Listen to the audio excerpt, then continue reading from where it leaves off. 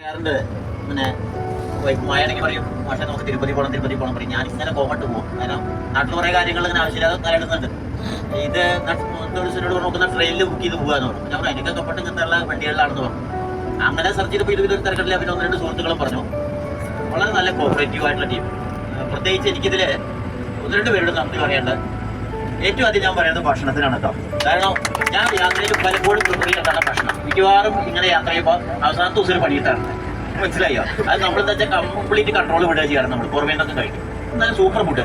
എന്തായാലും അദ്ദേഹത്തോട് വളരെയധികം നന്ദിയുണ്ട്. പിന്നെ ഡ്രൈവിംഗ് അതെ പെർഫെക്റ്റ് ഡ്രൈവിംഗ്. പിന്നെ എനിക്കിതിൽ നമ്മളിതിൽ കുറേ ആൾക്കാരെ കണ്ടത് ഗോകുലിനൊരു പ്രത്യേകം നന്ദി പറയുന്നത്. എത്ര ഗംഭീരമായിട്ട് കെയർ ചെയ്യണം എടുത്തത്. കാരണം എവിടെയാണ് ഷോർട്ടേജ് വെച്ചാൽ അത് നെഗറ്റീവ് കൊണ്ടാണ് പോകുന്നത്. അതാണ് ഗൂഗിളിന്റെ പിടിക്കെന്ന് പറയുന്നത്. അതാണ് സത്യത്തിൽ ഒരു കോർഡിനേറ്ററിന്റെ പവർ എന്ന് പറയുന്നത്. എവിടെ കുറവ് അവിടെ നികത്തുക, ആവശ്യമുള്ളപ്പോൾ മാത്രം വരിക, ആവശ്യമില്ലെങ്കിൽ വരാണ്ടിരിക്കുക.